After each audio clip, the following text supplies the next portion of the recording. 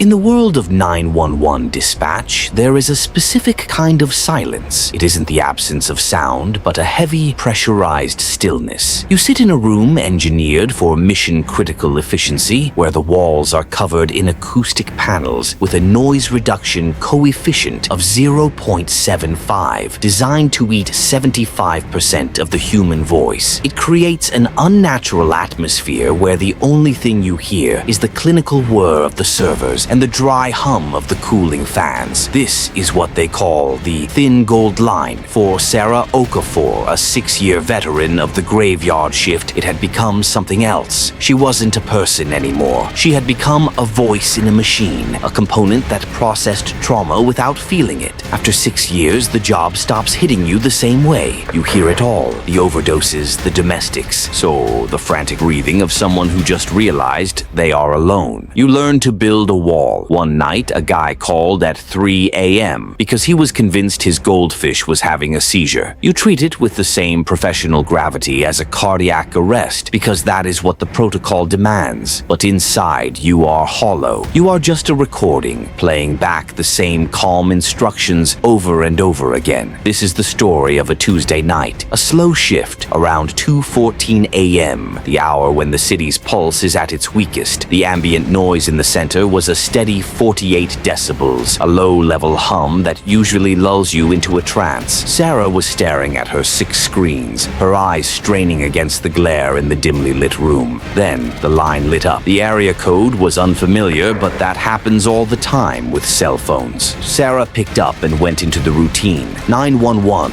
what's your emergency? There was a small pause. A woman's voice, steady but tired, came through the headset. I need to report a missing person. Sarah's fingers hovered over the mechanical keys. Name, description, last seen. The machine was ready. What is the name of the missing person, ma'am? Her name is Sarah Okafor. For a second, the name didn't register. In this job, names are just data points. But Sarah's fingers froze. It was her own name. She told herself it was a coincidence, a statistical anomaly in a city of millions. She kept going, her voice a perfect clinical lie. And your relationship to the missing person? Another pause. The static on the line changed, becoming thick and wet, like the sound of someone whispering through water. I am her. Sarah knew what her own voice sounded like. She had heard it on thousands of training recordings and a voicemail greeting she'd set up years ago and never changed. She knew the specific way she pronounced her vowels when she was trying to stay calm.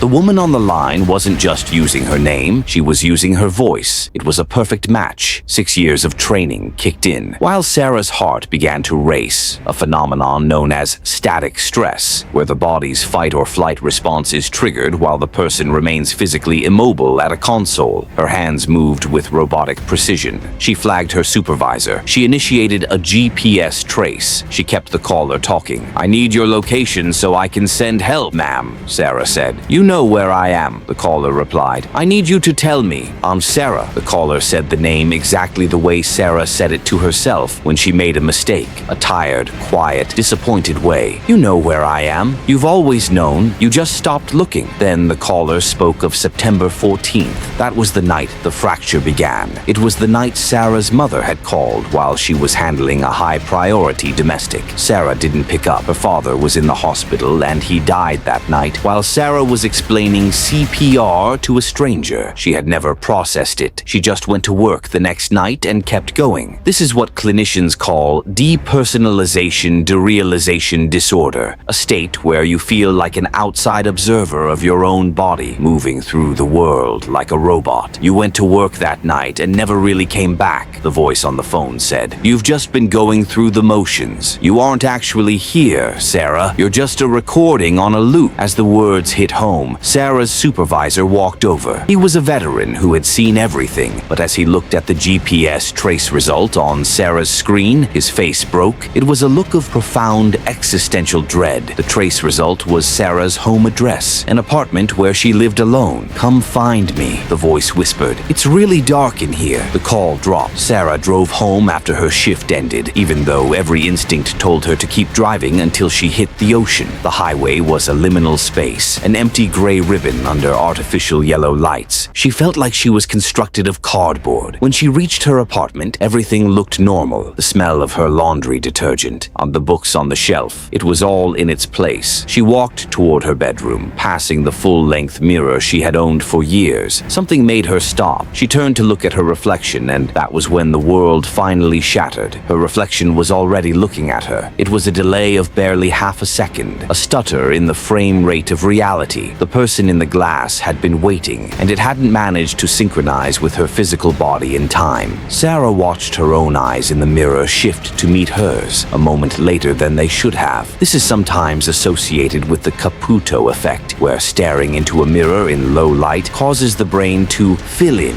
visual data, creating a sense of a malevolent other looking back. The reflection didn't blink. It didn't move. It simply stared with a terrifying, patient grin. Sarah realized then that the woman on the phone hadn't been trying to scare her. She was trying to get help. The real Sarah Okafor was still trapped in the dark of September 14th, in that apartment, waiting for the recording of herself to finally come home. Sarah backed out of the room, walked out of the building, and sat in her car. She has been there for hours. The sun is beginning to rise, but the light feels wrong, like a stage light in an empty theater. She keeps picking up her phone to call someone, but she knows who will answer. She knows that if she dials those 3 digits, she will hear her own voice on the other end, calm and clinical, asking what the emergency is. For 8 months, she has been a recording playing on a loop. The loop is degrading now. The machine is failing. And the thing in the mirror is still waiting in the dark, watching the door with eyes that don't belong to the woman in the car. In the world of dispatch, they tell you the most important thing is to stay on the line. But no one tells you what to do when the caller is you, and they're telling you that you've been missing for a long, long time.